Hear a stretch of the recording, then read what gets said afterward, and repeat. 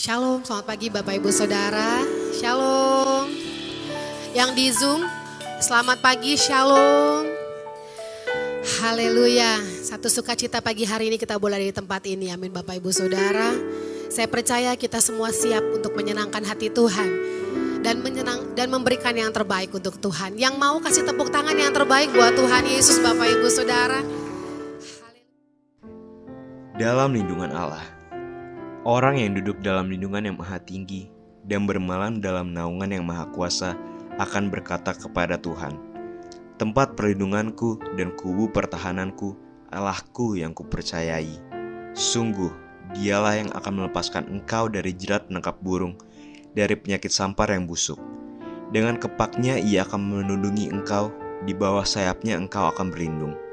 Kesetiaannya ialah perisai dan pagar tembok. Engkau tak usah takut terhadap kedahsyatan malam, terhadap panah yang terbang di waktu siang, terhadap penyakit sampar yang berjalan dalam gelap, terhadap penyakit penular yang mengamuk di waktu petang. Walau 1.000 orang rebah di sisimu dan 10.000 di sebelah kananmu, tetapi itu tidak akan menimpamu. Engkau hanya menontonnya dengan matamu sendiri dan melihat pembalasan terhadap orang-orang fasik. Sebab Tuhan ialah tempat perlindunganmu yang maha tinggi telah kau buat tempat perteduhanmu. Malapetaka tidak akan menimpa kamu, dan tulah tidak akan mendekat kepada kemahmu. Sebab malaikat-malaikatnya akan diperintahkannya kepadamu untuk menjaga engkau di segala jalanmu. Mereka akan menatang engkau di atas tangannya, supaya kakimu jangan terantuk pada batu. Singa dan ular tedung akan kau langkahi, engkau akan menginjak anak singa dan ular naga. Sungguh, hatinya melekat kepadaku, maka aku akan meluputkannya. Aku akan membentenginya sebab ia mengenal namaku. Bila ia berseru kepadaku, aku akan menjawab. Aku akan menyertai dia dalam kesesakan, aku akan meluputkannya dan memuliakannya. Dengan panjang umur akan kukenyangkan dia, dan akan kuperlihatkan kepadanya keselamatan daripadaku.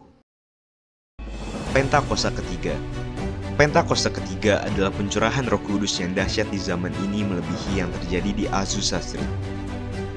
Pentakosta ketiga akan mengakibatkan penuaian jiwa yang terbesar dan yang terakhir sebelum Tuhan Yesus datang kembali. Pentakosta ketiga akan membangkitkan generasi Yeremia, yaitu anak-anak muda yang dipenuhi Roh Kudus, cinta mati-matian kepada Tuhan Yesus, tidak kompromi terhadap dosa, dan akan bergerak untuk memenangkan jiwa. Pentakosta ketiga lahir di Indonesia yang bergerak ke bangsa-bangsa. Gerakan ini dari timur ke barat dan akan kembali ke Yerusalem. Pentakosta ketiga akan memberikan kuasa untuk menyelesaikan amanat agung, dan setelah itu Tuhan Yesus datang kembali. Saya undang kita bangkit berdiri, puji Tuhan. Berapa banyak di antara kita pagi hari ini yang siap untuk memuji Tuhan? Boleh lambaikan tangan tinggi-tinggi Bapak Ibu Saudara. Semuanya semangat, amin. Yang semangat kasih tepuk tangan yang terbaik untuk Tuhan Yesus. Kurang meriah Bapak Ibu Saudara, kasih yang terbaik untuk Tuhan Yesus. Haleluya, haleluya. Pagi ini Roh Kudus rindu melawat Bapak Ibu Saudara dan saya dengan anggur yang baru. Haleluya. Ayo katakan.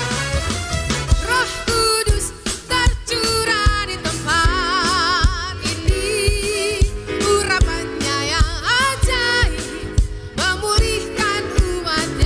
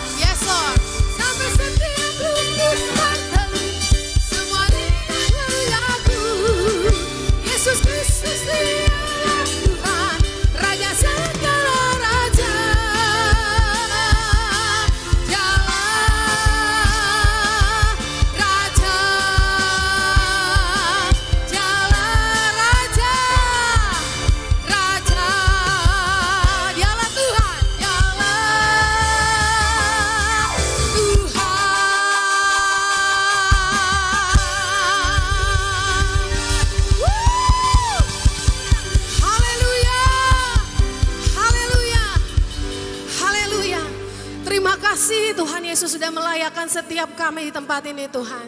Kami tahu Engkau hendak memakai setiap kami lebih dahsyat lagi Tuhan. Mari terus perlengkapi dan urapi setiap kami dengan anggur yang baru, dengan damai sejahtera, sukacita, kekuatan, keberanian yang daripada Tuhan. Terima kasih Roh Kudus, teruslah berkarya Tuhan atas setiap kami di tempat ini maupun yang di Zoom. Dalam nama Tuhan Yesus kami mengucap syukur, haleluya. Amin. Silakan duduk Bapak Ibu Saudara.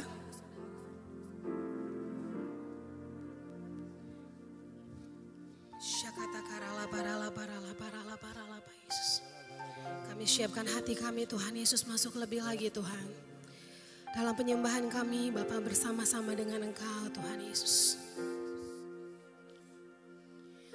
Setiap hari kulihat kasih-Mu, setiap hari kulihat kuasa-Mu, setiap hari kulihat mujizat terjadi dalam hidupku.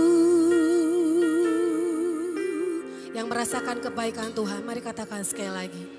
Setiap hari kulihat kasih-Mu, setiap hari kulihat kuasa-Mu, setiap hari kulihat mujizat terjadi dalam hidupku.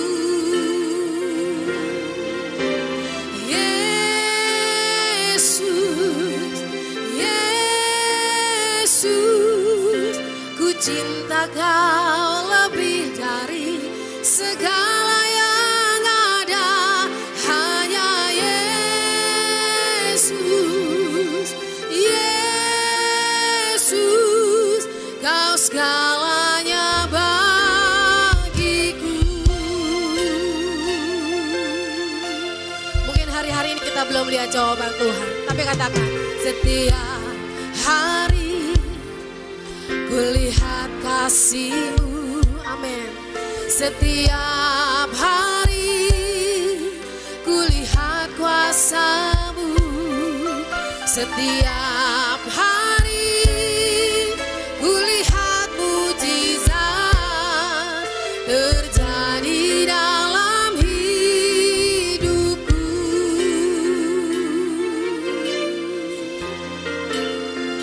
Mari katakan setiap hari, yes Lord. Hidup kami adalah mujizat Tuhan. Hari lepas hari pemeliharaan Tuhan sempurna dalam hidup kami. Setiap hari kulihat mujizat terjadi dalam hidup. Mari angkat tangan kita di hadapan Tuhan, panggil namanya. Yesus,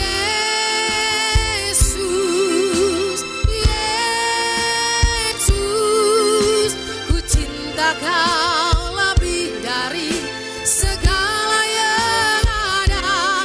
Hanya Yesus, Yesus, Kau segalanya bagiku. Yesus, Yesus, Yesus, ku cinta Kau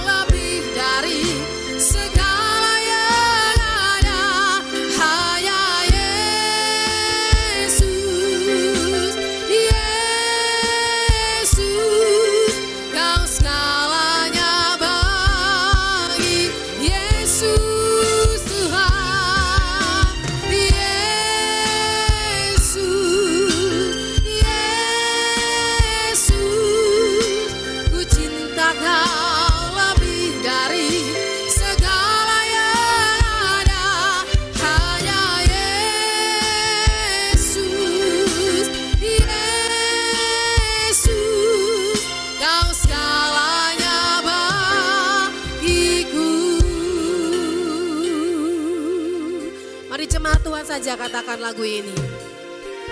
Setiap hari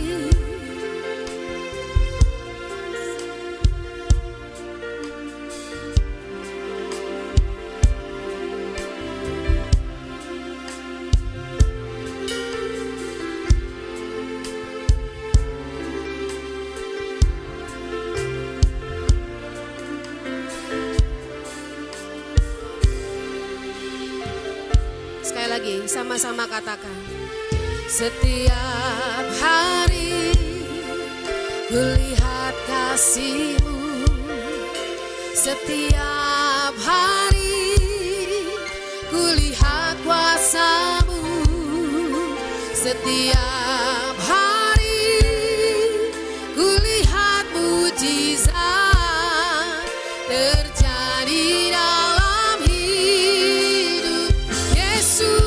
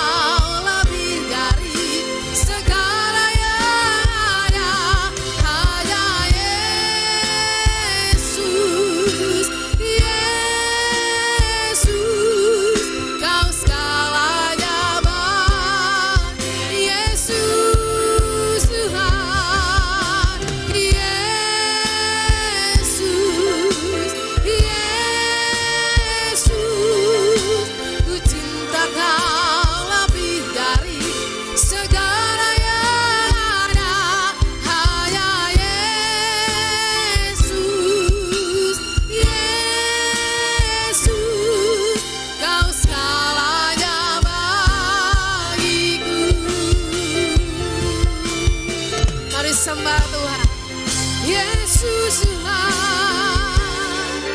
Oh, kami cinta Engkau Tuhan, lebih dari segala yang ada. Yes.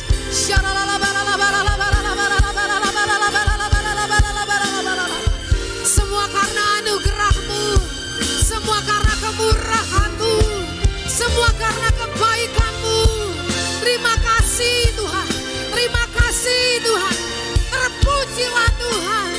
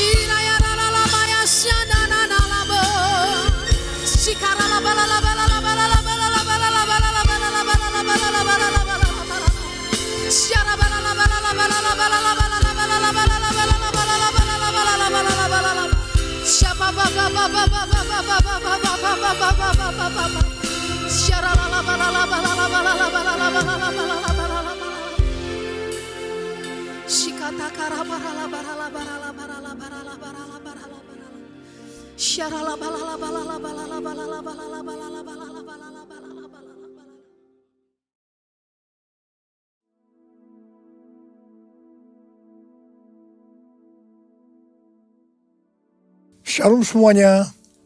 Hari ini kita memperingati kenaikan Tuhan Yesus ke sorga. Alkitab berkata, Yesus mati karena dosa-dosa kita. Dia dikuburkan, tetapi pada hari yang ketiga, Dia dibangkitkan. Haleluya! Setelah Tuhan Yesus bangkit, selama 40 hari, Tuhan Yesus menampakkan diri kepada lebih dari 500 murid-muridnya untuk membuktikan bahwa Dia hidup.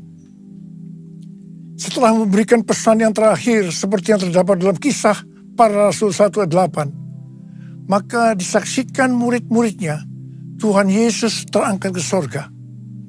Saya percaya kalau kita berada di sana waktu itu, kita pasti akan sama dengan murid-murid Tuhan Yesus yang melihat bahwa Tuhan Yesus bertambah tinggi. Ketika mereka melihat ke bawah, ternyata kaki Tuhan Yesus sudah tidak menyentuh tanah lagi. Perlahan, tapi pasti Tuhan Yesus terangkat ke surga.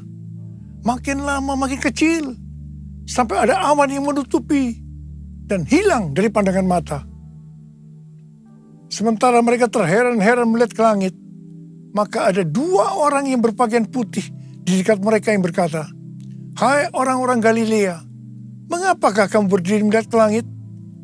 Yesus ini yang terangkat ke surga meninggalkan kamu, akan datang kembali dengan cara yang sama seperti kamu melihat dia naik ke surga." Dari ayat ini, saya percaya kalau yang melihat Tuhan Yesus naik ke surga adalah murid-murid Tuhan Yesus, maka yang akan melihat Tuhan Yesus turun dari surga adalah murid-murid Tuhan Yesus. Amin. Tuhan Yesus berkata dalam Yohanes 14 ayat 1-3, "Janganlah gelisah hatimu, percayalah kepada Allah, percayalah juga kepadaku. Di rumah Bapa-Ku banyak tempat tinggal. Jika tidak demikian, tentu aku mengatakannya kepadamu. Sebab aku pergi ke situ untuk menyediakan tempat bagimu. Dan apabila aku telah pergi ke situ dan telah menyediakan tempat bagimu, aku akan datang kembali dan membawa kamu ke tempatku, supaya di tempat di mana aku berada, kamu pun berada." Pesan Tuhan Yesus ini ditujukan untuk murid-muridnya. Karena itu, kalau kita mau ikut dalam pengangkatan, maka kita harus menjadi murid Tuhan Yesus. Murid Tuhan Yesus adalah kita-kita yang hidupnya sama seperti Kristus telah hidup. Karena kita hidup sama seperti Kristus telah hidup, maka kita akan menjadi serupa dengan gambarnya. Roma 8 ayat 29 berkata, "Sebab semua orang yang dipilihnya dari semula, mereka juga ditentukannya dari semula untuk menjadi serupa dengan gambaran anaknya, supaya ia, anaknya itu, menjadi yang sulung di antara banyak saudara." Jadi goal kita sebagai orang percaya adalah menjadi serupa dengan gambar Yesus, yaitu murid Tuhan Yesus. Bagi Allah selama-lamanya, bagi Allah selama-lamanya, bagi Allah selama-lamanya, amin. Bagi Allah selama-lamanya, bagi Allah selama-lamanya, bagi Allah selama-lamanya, amin. Amin. Amin. Ibrani 7 ayat 25 berkata, "Karena itu ia sanggup juga menyelamatkan dengan sempurna semua orang yang oleh dia datang kepada Allah. Sebab ia hidup senantiasa untuk menjadi pengantara mereka." Tuhan Yesus di sorga menjadi pengantara kita. Artinya sebagai pendoa syafaat bagi kita, supaya kita selamat secara sempurna. Kalau kita berbicara tentang keselamatan, maka ada 3 hal yang harus diperhatikan. Yang pertama, bisa kehilangan keselamatan. Yang kedua, hampir-hampir tidak diselamatkan. Dan yang ketiga, selamat dengan sempurna. Orang yang sudah percaya bisa kehilangan keselamatan. Matius 7 ayat 21-23 berkata, "Bukan setiap orang yang berseru kepadaku, 'Tuhan, Tuhan,' akan masuk ke dalam kerajaan sorga, melainkan Dia yang melakukan kehendak Bapa-Ku yang di sorga. Pada hari terakhir, banyak orang akan berseru kepadaku, Tuhan, Tuhan, bukankah kami bernubuat demi nama-Mu, dan mengusir setan demi nama-Mu, dan mengadakan banyak mujizat demi nama-Mu juga? Pada waktu itulah aku akan berterus terang kepada mereka, dan berkata, Aku tidak pernah mengenal kamu. Enyahlah daripadaku, kamu sekalian pembuat kejahatan.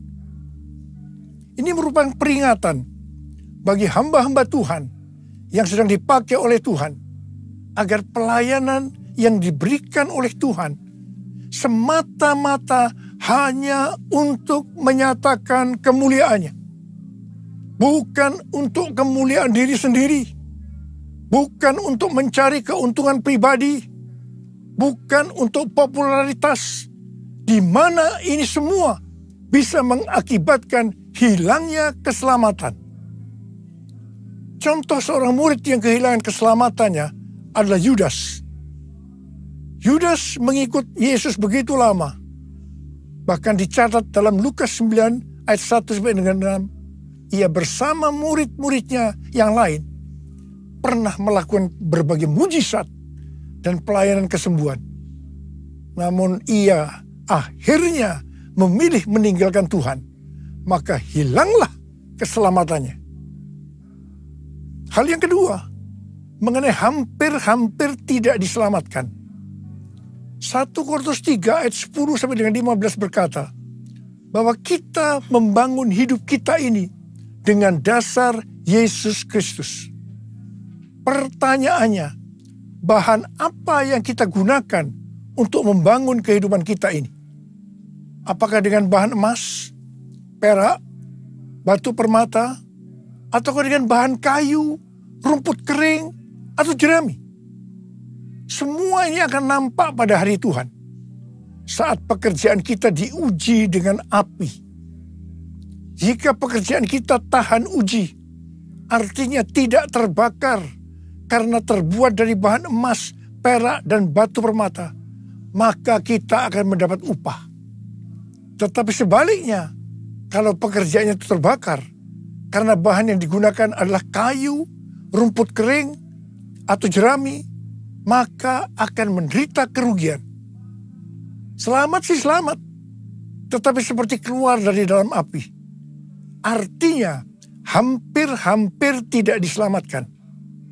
Hampir-hampir tidak diselamatkan dapat diartikan, yang pertama, kehilangan upah atau pahala. Yang kedua, kedudukan yang rendah di sorga. Yang ketiga, kehilangan kesempatan pelayanan dan kekuasaan di sorga. Yang keempat, kehilangan kemuliaan dan kehormatan di hadapan Allah. Mari, saya akan mengajak saudara untuk memperhatikan dengan serius pekerjaan pelayanan kita, juga termasuk kualitas kehidupan. Jangan menjadi orang Kristen yang acuh tak acuh, agar kita mendapatkan upah di sorga. Yang mau katakan amin. Tuhan Yesus berada di sorga untuk mendoakan kita agar mendapatkan keselamatan yang sempurna. Bukan untuk kehilangan keselamatan, atau bukan hampir-hampir tidak diselamatkan.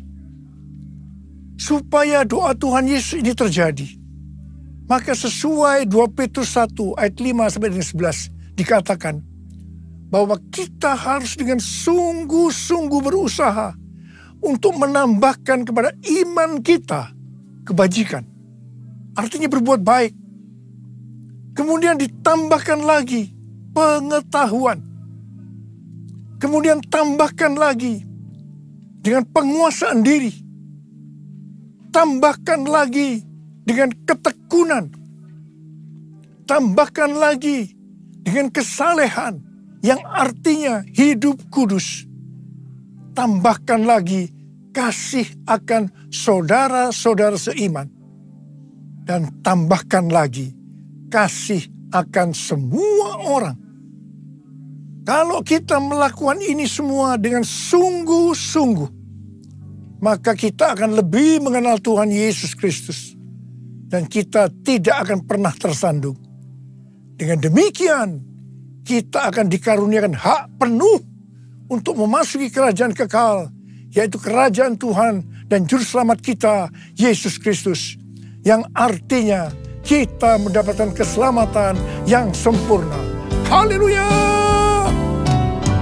Bagi Allah selama-lamanya, bagi Allah selama-lamanya, bagi Allah selama-lamanya. Amin. Bagi Allah selama-lamanya, bagi Allah selama-lamanya, bagi Allah selama-lamanya. Amin. Amin. Amin. Pesan yang terakhir dari Tuhan Yesus untuk murid-muridnya sebelum ia terangkat ke sorga terdapat dalam Kisah Para Rasul 1 ayat 8 yang berkata, tetapi kamu akan menerima kuasa kalau Roh Kudus turun ke atas kamu, dan kamu akan menjadi saksiku di Yerusalem dan di seluruh Yudea dan Samaria dan sampai ke ujung bumi. Setelah memberikan pesan yang terakhir ini, Tuhan Yesus naik ke sorga. Setelah itu, apa yang dilakukan oleh murid-muridnya? Mereka pergi ke Yerusalem dan berkumpul di ruang atas atau kamar loteng. Mereka melakukan ini karena Tuhan Yesus yang menyuruh mereka agar tidak meninggalkan kota Yerusalem, karena mereka akan dilengkapi dengan kekuasaan dari tempat tinggi. Tuhan Yesus berkata, sebab Yohanes membaptis dengan air, tetapi tidak lama lagi kamu akan dibaptis dengan Roh Kudus. Murid-murid yang berkumpul berjumlah sekitar 120 orang. Kisah Para Rasul 1 ayat 14 bagian A berkata, mereka semua bertekun dengan sehati dalam doa bersama-sama. Artinya, mereka berdoa, memuji dan menyembah Tuhan dalam unity siang dan malam. Ini adalah prinsip restorasi Pondok Daud. Ini adalah prinsip menara doa. Pada hari raya Pentakosta, jadi 10 hari setelah mereka berkumpul itu, tiba-tiba turunlah dari langit suatu bunyi seperti tiupan angin yang keras yang memenuhi seluruh rumah di mana mereka duduk. Dan tampaklah kepada mereka lidah-lidah seperti nyala api yang bertebaran dan hinggap pada mereka masing-masing. Maka penuhlah mereka dengan Roh Kudus. Lalu mereka mulai berkata-kata dalam bahasa-bahasa lain seperti yang diberikan oleh Roh itu kepada mereka untuk mengatakannya. Itu adalah bahasa roh. Orang yang dibaptis dengan Roh Kudus atau dipenuhi Roh Kudus, tanda awalnya adalah berbahasa roh. Setelah itu murid-murid Tuhan Yesus dipakai secara luar biasa untuk melakukan amanat agung. Tanda dan mujizat menyertai pelayanan mereka. Peristiwa ini disebut sebagai Pentakosta yang pertama. Pentakosta yang pertama ini dahsyat. Sebab dalam kurun beberapa ratus tahun, sekitar 70% dari dunia yang dikenal waktu itu, yaitu yang berada di bawah kekaisaran Romawi, menjadi Kristen. Pertanyaannya, apakah amanat agung sudah selesai? Jawabannya, belum. Karena itu pada tahun 1906, kembali Roh Kudus dicurahkan di Azusa Street, yang disebut sebagai Pentakosta yang kedua. Ciri-ciri yang menonjol dalam Pentakosta kedua ini adalah penekanan dalam hal berbahasa roh dan pelayanan mujizat dan kesembuhan. Meskipun seluruh karunia roh juga dicurahkan dengan limpahnya. Pentakosta kedua ini dahsyat. Mengapa? Karena melahirkan gerakan Pentakosta dan karismatik. Saat ini ada sekitar 700 juta orang yang diberdayakan oleh Roh Kudus. Pertanyaannya, apakah amanat agung sudah selesai? Jawabannya belum.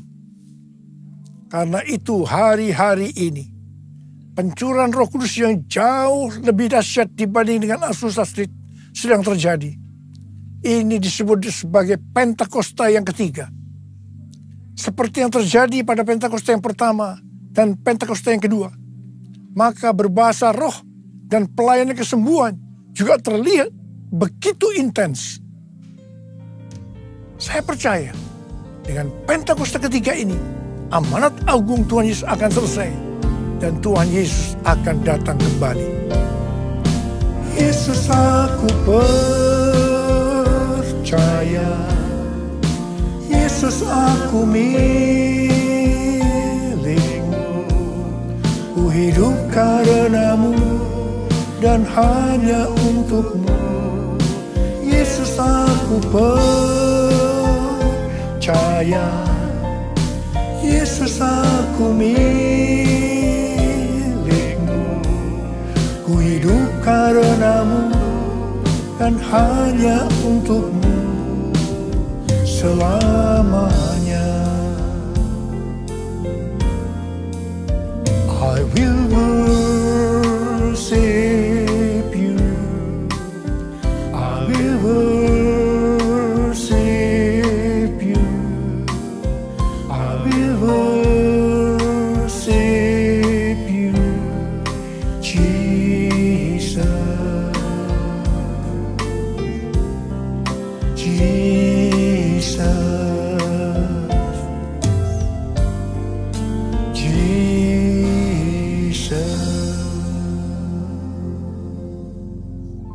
Rasul Paulus berkata dalam 1 Korintus 14 ayat 5a, aku suka supaya kamu semua berkata-kata dengan bahasa roh. Selain itu dalam 1 Korintus 14 ayat 18, Rasul Paulus juga berkata, aku mengucap syukur kepada Allah bahwa aku berkata-kata dalam bahasa roh lebih daripada kamu semua. Saya sangat mengaminkan apa yang dikatakan oleh Rasul Paulus ini. Dan saya juga berdoa agar apa yang dikatakan oleh Rasul Paulus ini juga terjadi pada kita. Yang percaya katakan amin. Apa yang terjadi kalau kita berbahasa roh? Yang pertama, kita akan lebih berani bersaksi tentang Yesus. Kita ingat Petrus, di mana sebelum dia dibaptis Roh Kudus dengan tanda awal berbahasa roh, dia pernah menyangkal Yesus sebanyak 3 kali sebelum ayam berkokok. Setelah dibaptis Roh Kudus dan berbahasa roh, dia berani bersaksi tentang Tuhan Yesus. Tidak peduli akan disesah atau dipenjarakan. Yang kedua, kalau kita berbahasa roh, maka sesuai dengan 1 Korintus 14 ayat 4a dikatakan, siapa yang berkata-kata dalam bahasa roh, ia membangun dirinya sendiri. Yang artinya kalau kita berbahasa roh, kita akan membangun iman kita. Yang ketiga, kalau kita berbahasa roh, kita akan lebih merasakan hadiratnya dan lebih intim dengan dia. Karena ketika kita berbahasa roh, kita berkata-kata kepada Allah, bukan kepada manusia. Yang keempat, kalau kita berbahasa roh, kita akan bisa berdoa lebih lama lagi. Yang kelima, sesuai dengan 1 Korintus 14 ayat 14 dan 15 yang berkata, sebab jika aku berdoa dengan bahasa roh, maka rohkulah yang berdoa, tetapi akal budiku tidak turut berdoa. Jadi, apakah yang harus aku buat? Aku akan berdoa dengan rohku, tetapi aku akan berdoa juga dengan akal budiku. Aku akan menyanyi dan memuji dengan rohku, tetapi aku akan menyanyi dan memuji juga dengan akal budiku. Jadi, kalau kita menghendaki agar roh kita berdoa, menyanyi, dan memuji, maka kita harus berbahasa roh. Sedangkan kalau dengan akal budi atau jiwa, maka kita harus menggunakan bahasa yang kita mengerti. Mari, bagi yang mau melakukan katakan bersama saya, amin. Sekarang Tuhan Yesus berada di sorga, duduk di sebelah kanan Allah Bapa. Tuhan Yesus berpesan kepada kita, "Aku datang segera." Waktu Tuhan Yesus ditanya oleh murid-muridnya, "Apa tanda kedatanganmu dan tanda kesudahan dunia ini?" Salah satu jawabannya seperti yang tertulis dalam Matius 24 ayat 14. "Dan Injil kerajaan ini akan diberitakan di seluruh dunia menjadi kesaksian bagi semua bangsa.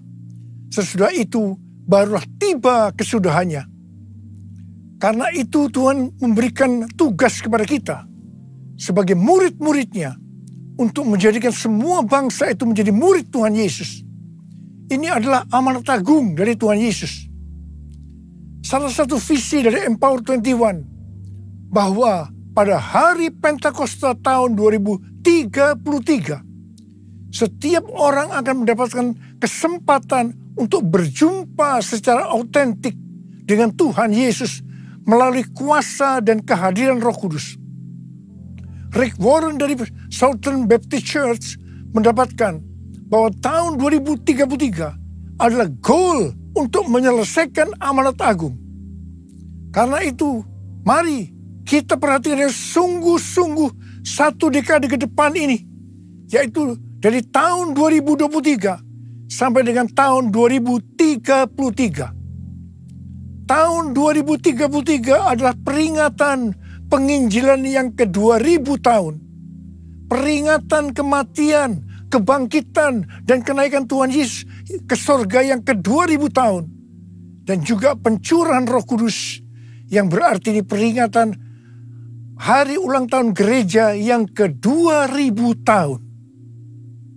Untuk bisa menyelesaikan amanat agung, tidak bisa dengan kekuatan sendiri, tetapi harus dengan kuasa Roh Kudus. Karena itu, saudara harus penuh dengan Roh Kudus. Ada berapa banyak di antara saudara yang rindu untuk dibaptis Roh Kudus dengan tanda awal berbahasa roh? Angkat tangan saudara. Ada berapa banyak di antara saudara yang rindu untuk dipenuhi dengan Roh Kudus? Angkat tangan saudara. Curahkanlah kuasa-Mu Tuhan, mujizat terjadi di tempat ini. Curahkanlah kuasa-Mu Tuhan, mujizat terjadi sekarang ini. Curahkan ya Tuhan, curahkanlah kuasa-Mu Tuhan, mujizat terjadi di tempat ini. Curahkanlah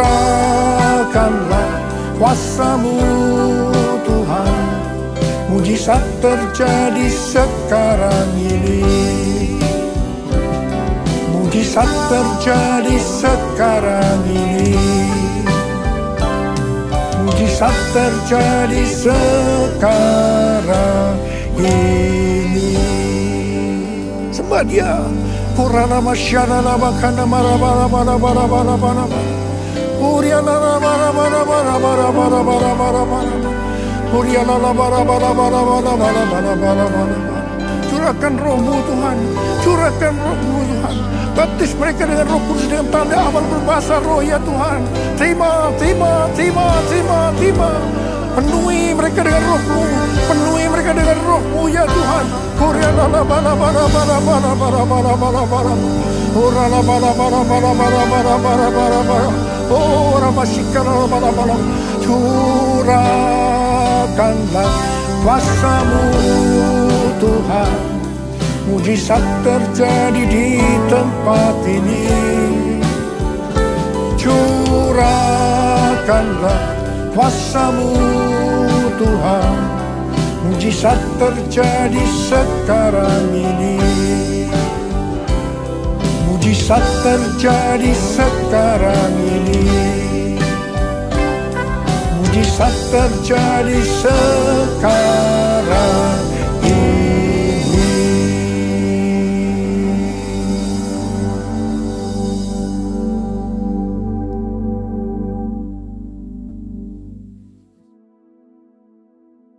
Mari saudara-saudara, kita akan masuk ke dalam perjamuan kudus. Kita akan mengingat ayat ini. Sebab setiap kali kamu makan roti ini dan minum cawan ini, kamu memberitakan kematian Tuhan sampai ia datang. Perjamuan kudus adalah perjamuan Tuhan Yesus sendiri. Setiap kali kita masuk dalam perjamuan kudus, Tuhan Yesus selalu berkata, biarlah ini menjadi peringatan akan aku. Peringatan akan aku. Karena itu mari arahkan hati kita kepada kebaikan Tuhan. Kita akan mengingat kebaikan Tuhan. Mari tundukkan kepala. Bapa, siapakah kami ini sebelum kami mengenal Engkau? Kami semua orang berdosa. Upah dosa adalah maut, mati. Tapi Engkau yang tidak berdosa telah dijadikan dosa oleh karena kami. Engkau harus turun dari sorga mulia, menjelma menjadi manusia, mati ganti kami dengan penderitaan yang luar biasa. Itu Engkau ya Abah, itu Engkau. Engkau jadikan kami sebagai anak-anak-Mu. Engkau tuntun, Engkau bela, Engkau lindungi, Engkau berkati. Engkau juga hajar kami kalau kami salah. Itu Engkau ya Abah. Itu Engkau ya Abah. Tuhan terima kasih. Bapa terima kasih. Bapa terima kasih. Tuhan akan memberkati kita melalui perjamuan kudus. Tapi Tuhan mau kita makan dan minum dengan cara yang benar. Karena itu masing-masing sekarang berdoa. Introspeksi. Lihat keadaan dirimu masing-masing. Jangan menyimpan dosa. Kalau ada dosa yang Tuhan ingatkan, langsung kita minta ampun. Selesaikan di hadapan Tuhan supaya kita diberkati. Ampuni, ampuni saya Tuhan. Ampuni, ampuni ya Tuhan anak-anak-Mu. Ampuni, ampuni, ampuni. Terima kasih Abah. Layakkan kami untuk masuk dalam perjamuan kudus. Kami akan masuk dalam perjamuan kudus dengan hati yang penuh ucapan syukur. Dalam nama Yesus kami berdoa. Amin. Sekarang mari angkat roti di tangan kanan saudara tinggi-tinggi. Sebab apa yang telah kuteruskan kepadamu telah aku terima dari Tuhan. Yaitu bahwa Tuhan Yesus pada malam waktu ia diserahkan mengambil roti. Dan sesudah itu ia mengucap syukur atasnya. Ia memecah-mecahkannya dan berkata, inilah tubuhku yang diserahkan bagi kamu. Perbuatlah ini menjadi peringatan akan aku. Saudara dikasih Tuhan, bukankah roti yang kita pecah-pecahkan ini adalah persekutuan kita dengan tubuh Kristus? Mari kita makan dalam nama Yesus.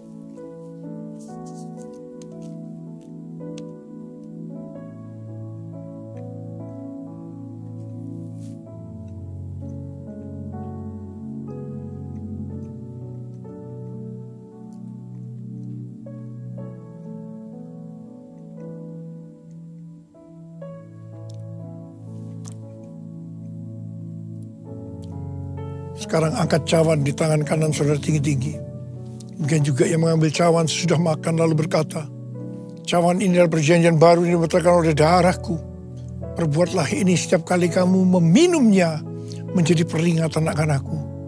Saudara dikasih Tuhan, bukankah cawan pengucapan syukur yang atasnya kita ucapkan syukur adalah persekutuan kita dengan darah Yesus. Mari kita minum dalam nama Yesus.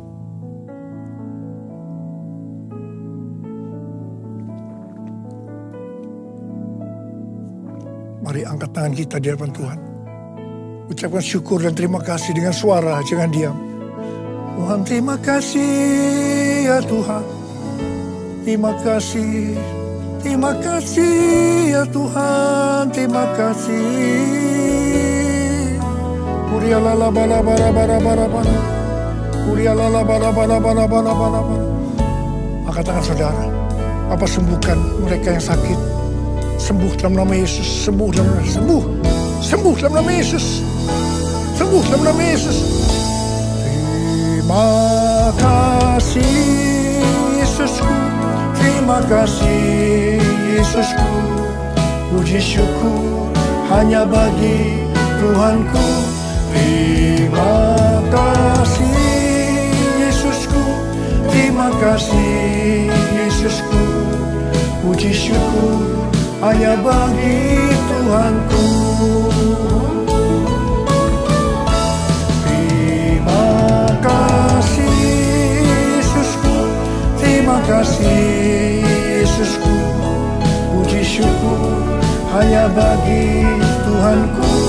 Terima kasih Yesusku, terima kasih Yesusku, hanya bagi Tuhanku. Puji syukur hanya bagi Tuhanku. Puji syukur hanya bagi Tuhanku.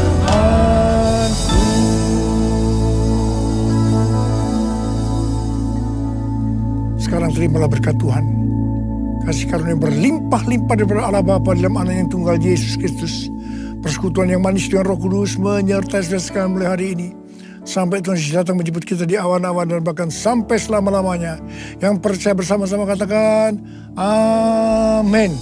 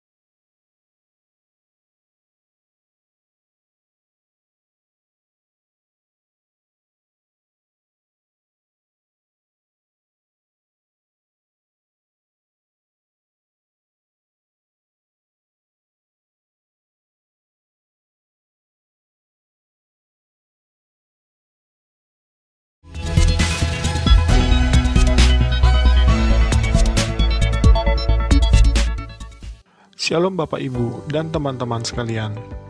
Saya akan menyampaikan informasi dari rayon 1G. Bagi Bapak Ibu yang belum mengetahui, rayon kita yaitu rayon 1G sudah memiliki mobile apps atau aplikasi yang dapat diinstal di smartphone, baik di Android phone atau iOS phone. Untuk yang belum menginstal aplikasi GB Rayon 1G, dapat mendownload di Play Store bagi yang menggunakan smartphone Android atau di App Store bagi yang menggunakan smartphone iOS dengan mengetik di mesin pencarian GBI Rayon 1G.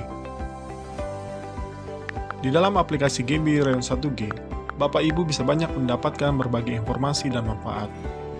Contoh informasinya adalah Bapak Ibu bisa mengetahui visi dan misi rayon kita, perjalanan rayon kita dari awal sampai terbentuknya Rayon 1G, struktur dan cabang-cabang rayon kita yang tersebar baik di Jakarta Timur dan Pusat, Depok, Kalimantan Barat, Bali, dan Manado. Bapak Ibu juga dapat mengetahui kontak person dan alamat dari setiap cabang GBI Rayon 1G, dan terdapat juga informasi mengenai kontak person KUL. Jadi, Bapak Ibu yang belum tergabung dalam KUL dan rindu untuk bergabung, dapat menghubungi kontak person yang tersedia di aplikasi GBI Rayon 1G. Salah satu manfaat yang akan diperoleh bagi Bapak Ibu yang belum terregistrasi atau terdaftar di cabang, dapat melakukan registrasi di aplikasi GBI Rayon 1G yang akan diarahkan sesuai dengan cabang Bapak Ibu berada. Bapak Ibu juga dapat mengikuti program pembacaan Alkitab bersama-sama yang sudah di-setup atau di-schedule di aplikasi GBI Rayon 1G. Dan masih ada lagi beberapa informasi dan manfaat yang diperoleh apabila Bapak Ibu menginstal aplikasi GBI Rayon 1G. Bagi Bapak Ibu yang butuh informasi tambahan mengenai aplikasi GBI Rayon 1G, jangan ragu untuk bertanya ke pekerja setempat yang akan membantu Bapak Ibu.